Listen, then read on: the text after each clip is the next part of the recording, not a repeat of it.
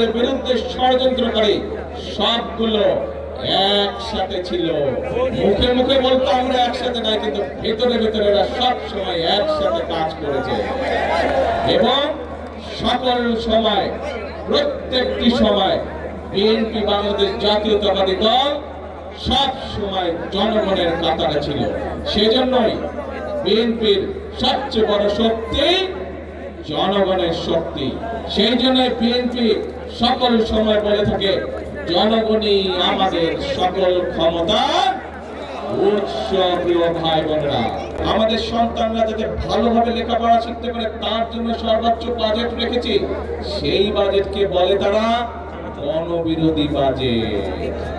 দেখেছেন না, নারীদেরকে স্বাবলম্বী করে গড়ে তোলার জন্য আমরা এই ফ্যামিলি কার্ডের কথা বলেছিলাম। বাংলাদেশে প্রায় 4 কোটির মতন পরিবার রয়েছে। আমরা বলেছিলাম যে আমরা যদি সরকার গঠন করতে সক্ষম হই 12 তারিখের নির্বাচনে, তাহলে পর্যায়ক্রমিকভাবে সকল পরিবারের কাছে আমরা ফ্যামিলি কার্ড পৌঁছে দেব। বিশেষ করে নারী প্রধানদের কাছে, পরিবারের যে নারী প্রধান তার কাছে।